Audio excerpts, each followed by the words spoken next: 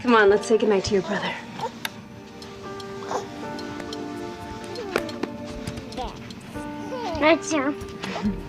Sam and Dean Winchester. Things start. Demon is singing lullabies to baby Sam. She lets out a blood-curdling scream, and her husband John arrives just ceiling.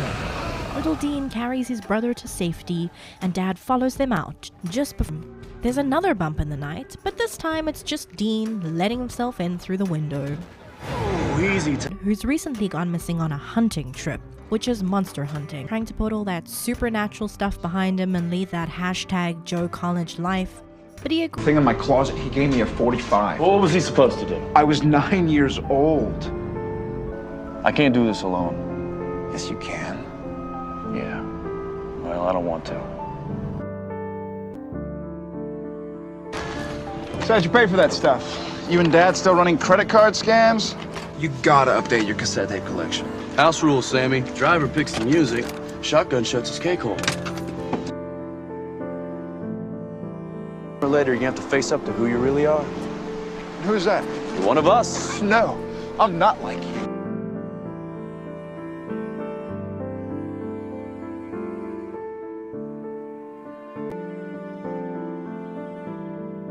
What I said earlier about Mom and Dad, I'm sorry. No chick flick moments. Jerk. Bitch. His girlfriend Jess go all disco inferno on the ceiling as well. Realizing he was there just for the babes, Sam becomes a college dropout and joins his brother for a cross-country road trip, kicking monster ass and continuing the search for their dad. You know, saving people, hunting things. The family business. While slaying ghosts and ghouls, the brothers have a run-in with the cops a good couple of times. Luckily, however, Dean seems to have a way with the police. A few episodes later, the boys find themselves investigating a string of mysterious plane crashes, and Dean has to confront his darkest fear: flying. As they save the day 10,000 feet up in the air, one of the Mile High Club demons lets slip that he knows something about Jess's fiery death. I know what happened to your girlfriend. Which leaves Sam with a ton of questions. The next monster in their hunting sights is Bloody Mary herself. Dean has yet another misunderstanding with the police. What a rebel. Sam gets psychoanalyzed by Bloody Mary. Don't worry, I haven't said it 3 times. And this provides us with some foreshadowing about his psychic premonitions. Those nightmares you've been having of Jessica dying, you had them for days before she died. Dean snaps Sam out of his guilt spiral and saves the day by getting Mary to take a good hard look at herself in the mirror. The brothers continue their demon-slaying tour all around the Midwest, battling shapeshifters in Missouri, a creepy hook-handed man in Iowa, and then they do some regular old pest control in Oklahoma. Man, these two sure get around. As the season continues, Sam's visions return and he starts having these spooky dreams about the current tenants of their childhood home.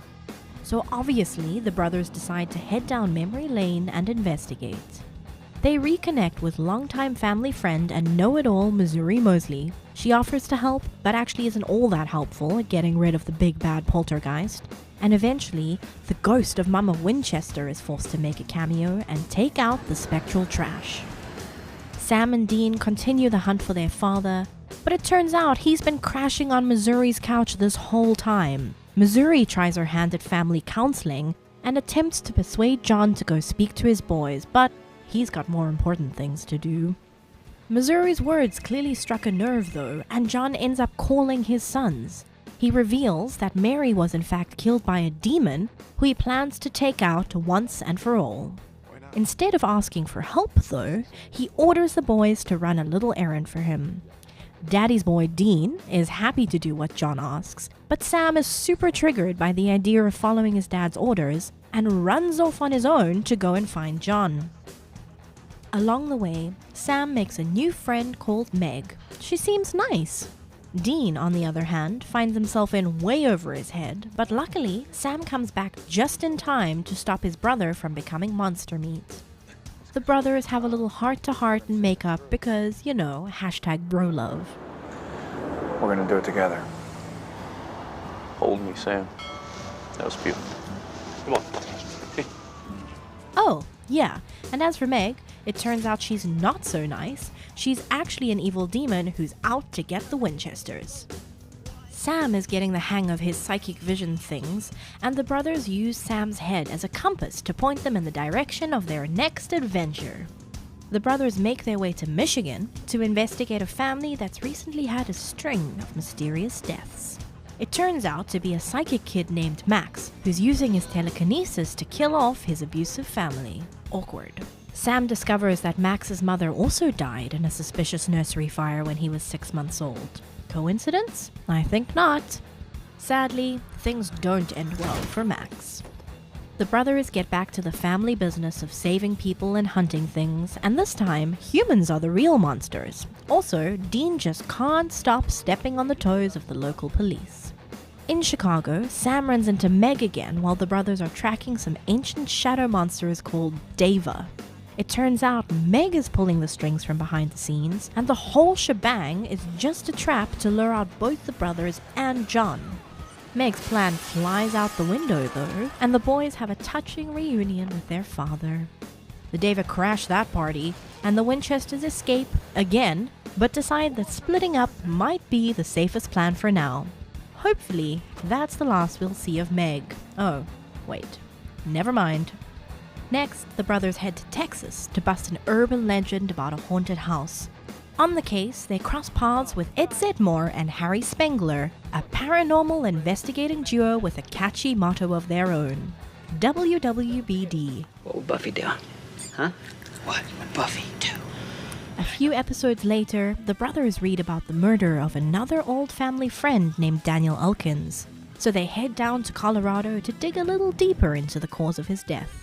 Daddy Winchester pops in not only to mourn the death of his friend, but also to retrieve a magical gun that a coven of vampires stole from Elkins. The cult, as it's lovingly referred to, is said to be capable of putting even the most powerful monsters to rest, giving John ideas about getting sweet, sweet revenge on the demon that killed his wife. After a kerfuffle with the vampires, John finally gets his hand on the cult and tests it out on the head of the coven's leading figure.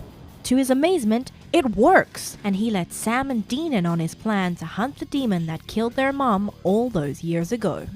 Before the Winchesters can concoct their revenge plan though, Meg returns and starts taking out John's friends in an attempt to blackmail him for the cult. John devises a plan to hand over a fake cult and sends the boys to rescue the demon's next target. Can you say character development? But the trade goes awry when Meg gets capped by the fake cult and doesn't die. So John books it, but those demons are a proactive bunch and John is captured. Meanwhile, the brothers are busy with their stakeout when things start to go bump in the night all over again.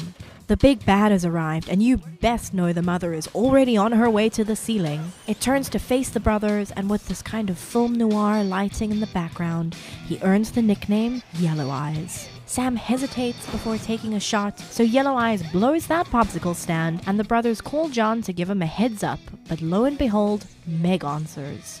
With John stuck in a sticky situation, the boys head to hunter extraordinaire and family friend Bobby Singer for a little bit of help.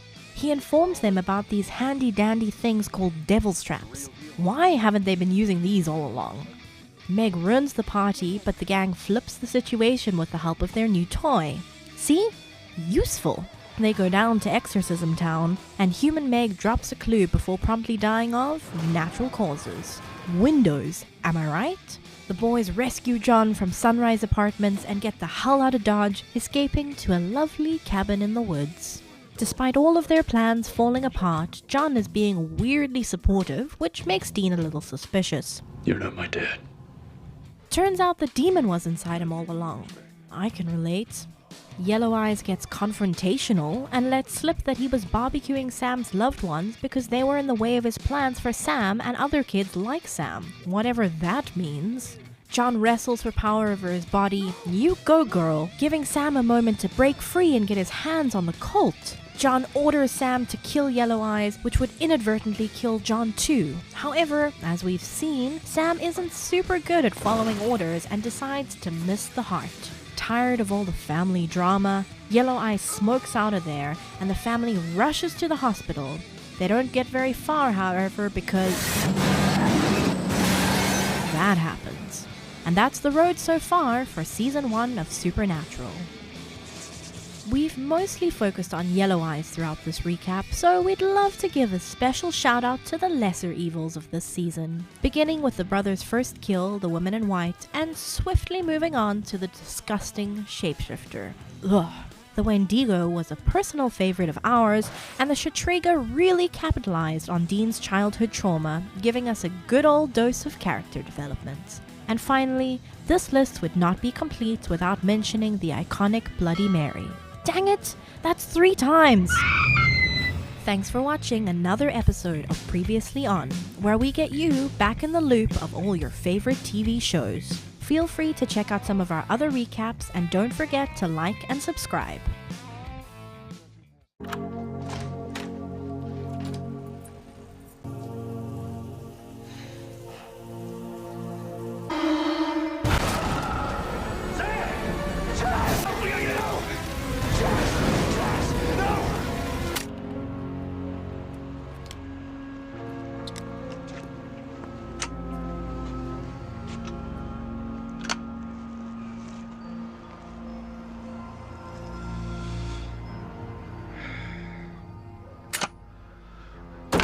We got work to do. All right, well, you work that angle. Simmons, this is Father Freely. We're new junior priests over. Dad. Hey, boys.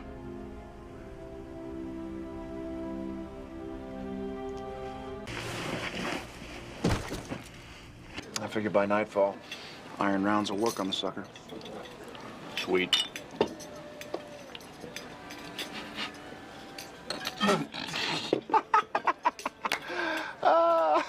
You didn't. Oh, I did.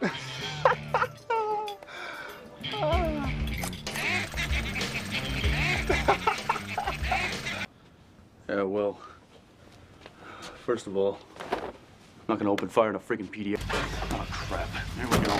Sam! What the hell was that? We need to talk. About what? Your brother and me, we needed you. You walked away, Sam. You walked away. Stop it, both. You're the one who said don't come back, Dad. Control me anymore. Stop it. Stop it. Stop it. That's enough. It means you too.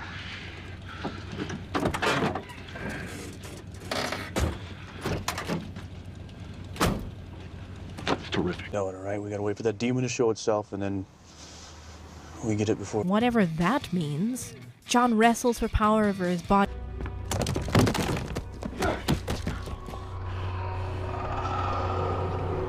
You killed me.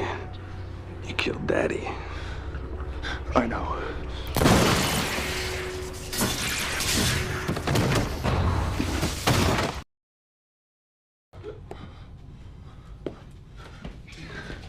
Tina, hey. However, because that happens. And that's the road so far.